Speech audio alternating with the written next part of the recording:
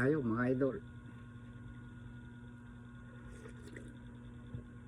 Ito na po yung dinengdeng.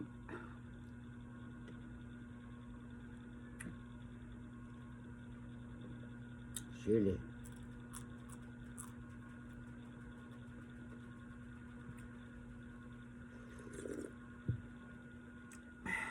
Napagod po ako. Walang kokontra sa gabundok na kanin ko, ha.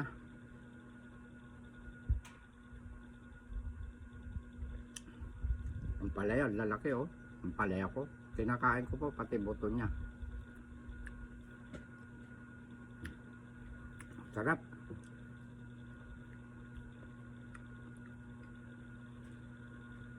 Yung mga sanay kumakain ng ampalaya mga idol, hindi napapaitan.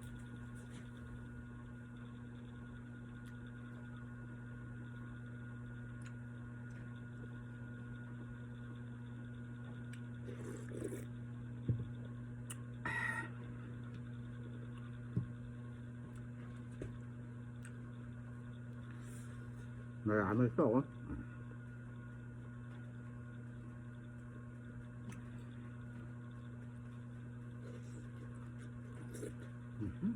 Manamis-namis po ang bulaklak ng kalabasa ko.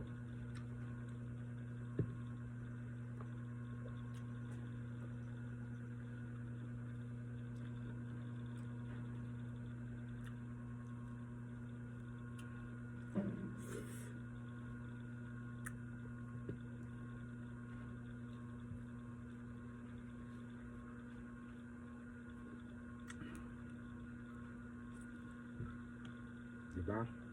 Ha! Napakasarap ng buhay dito ni Direk sa bukid.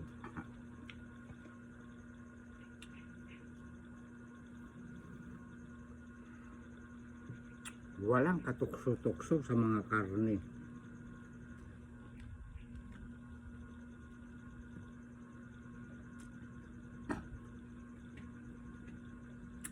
Yung iba kasi kung na mga idol tinatamad ng magluto ng mga gulay-gulay, mga luto na, mga karne na po ang binibili.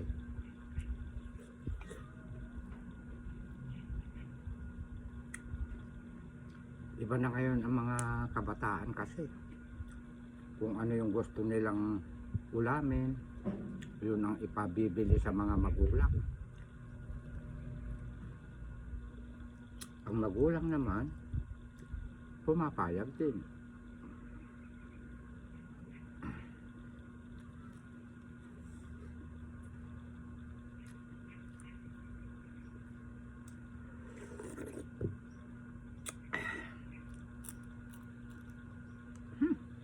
Napakasarap magsili, ha?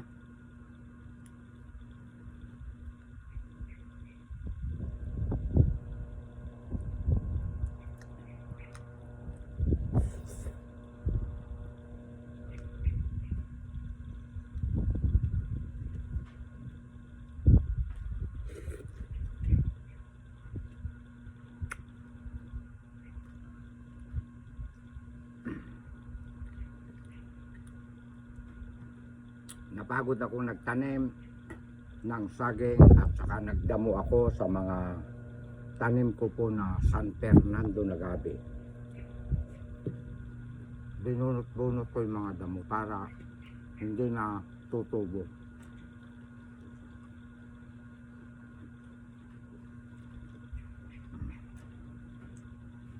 Tatlo itong ampalaya na malalaki na ito.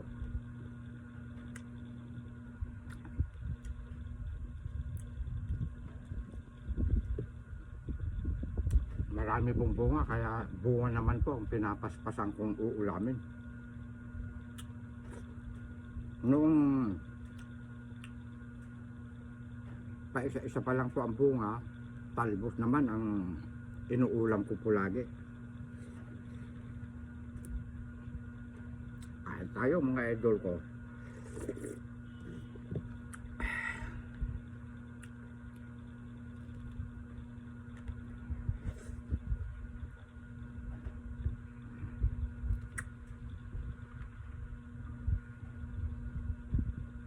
Napakasarap ng malunggay.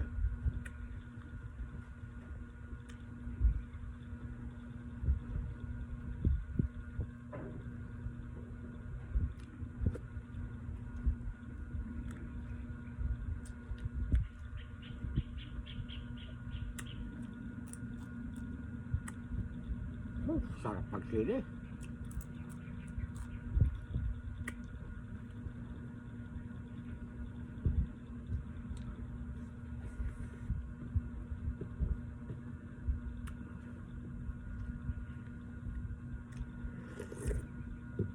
Bata pa lang ako nun mga idol, magaling na akong magsili. Kasi may tanim-tanim ako nun na sili.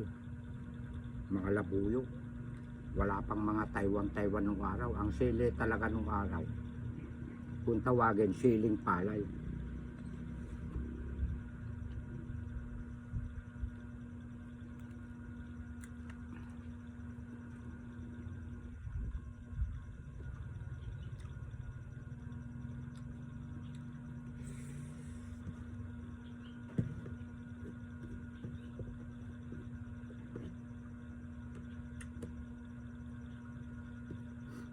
Walang ganong langaw. Wala akong nakita kahit isa oh. Nandoon lahat sa loob ng poultry. Pag nag-harvest na naman po ng mga manok, maglalabasan na naman.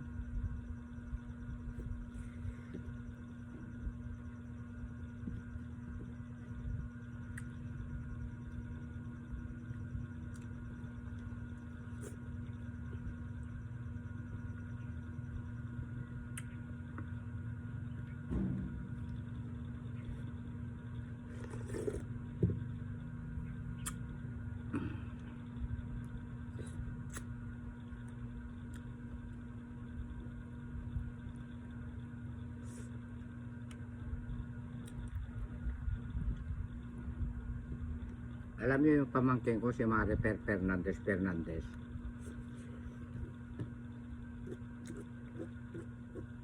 Pati siya natatakot sa mga kinakain ko.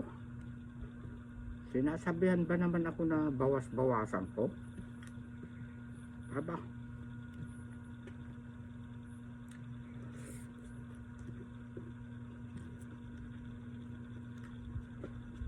Paano ko babawasan eh?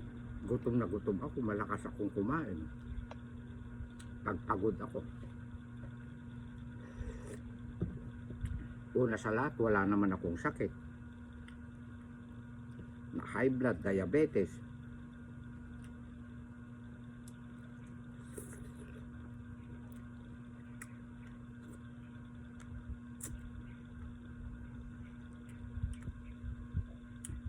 Ang delikado,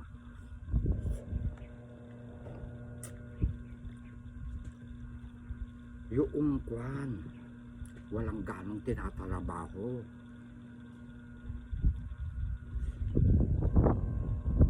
Yung bang mabigat ang katawan magtrabaho tapos malakas kumain, pagkatapos ng kumain, pa-cellphone,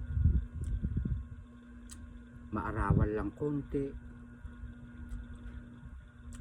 nahihirapan na silang maarawan.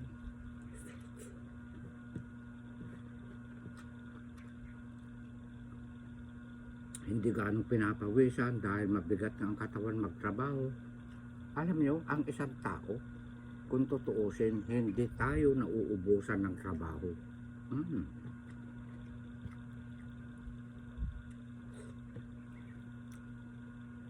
Halimbawa, wala tayong gasol, naggagatong lang. Aba, maghanap tayo ng panggatong. Halimbawa, may labahin na. Labahan na natin.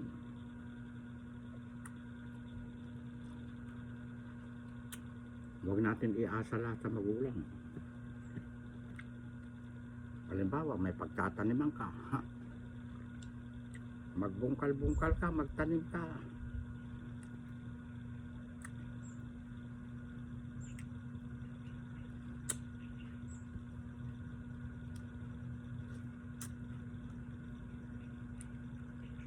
Magpapawis ka, o di.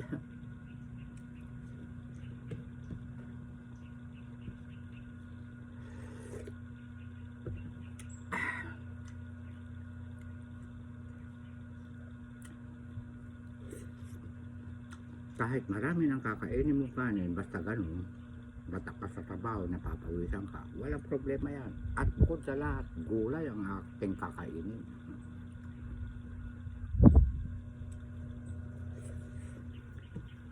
Babalik ta rin ko na. Kaya,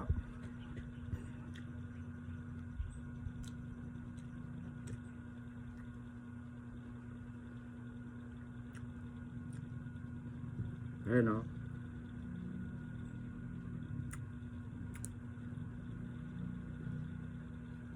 Ang sabi ng mga kasamahan ko,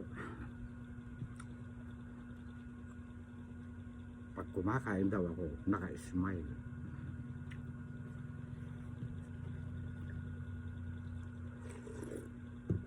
Wow!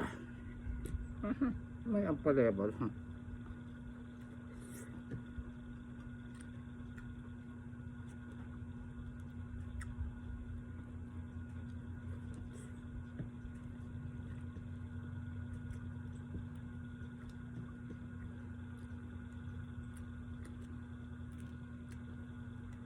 Walang lumalapit sa akin ng mga aso. Tulog ang mga pusa ko. Busog silang lahat.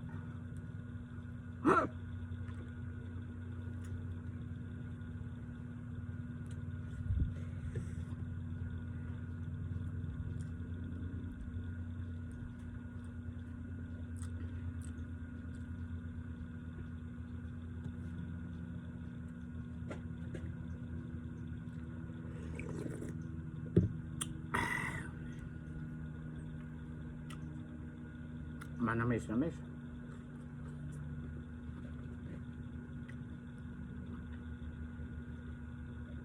Yummy.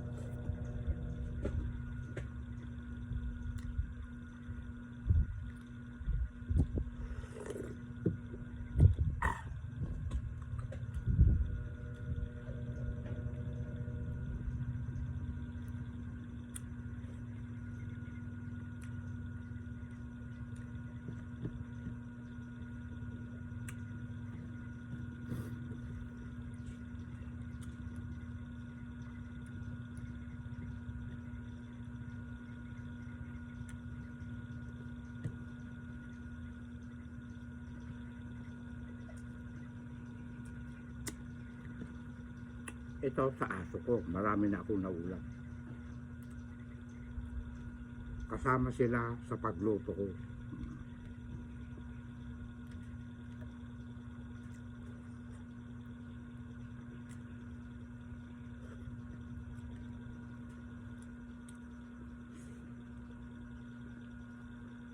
Ito uubusin ko ang palaya.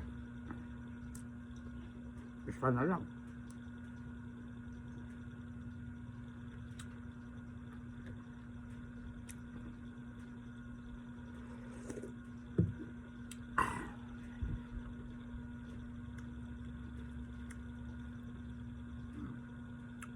Bulaklak, ubos ha.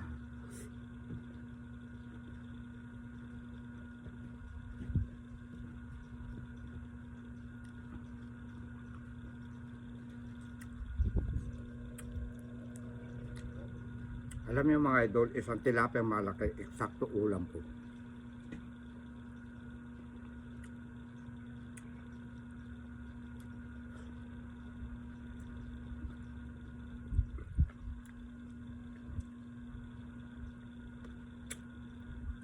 Kaya lang,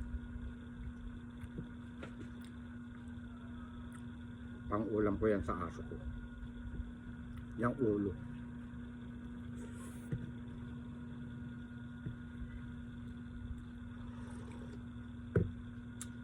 Ayan ha, gabundok na kanin.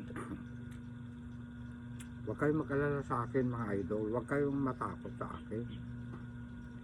Dahil kung totoo nakaka-high ang kanin, eto na naman tayo, o nakaka-diabetes. Mula binatilyo ako hanggang ngayon, ganito ako kumain, ganado.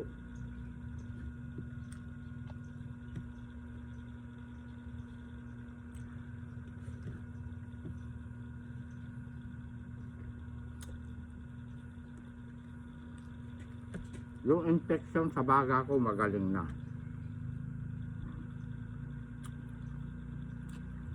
At itong katarata ko, ipapakayod ko pagkasweldo ko.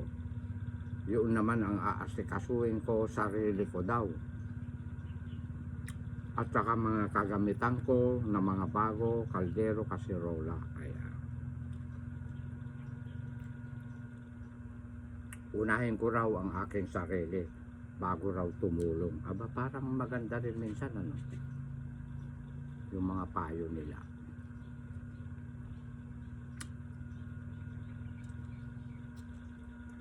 Tapos, mag-iipon daw ako.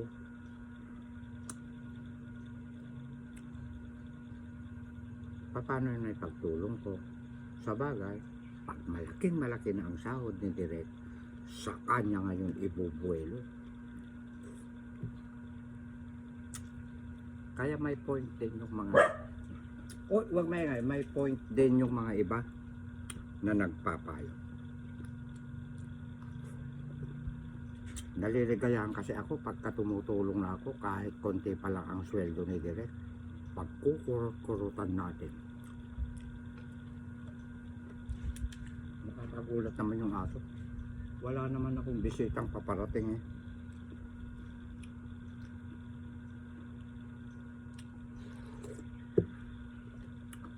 Ubos ang maraming bulaklak, ubos ang 3 ampalayang malalaki.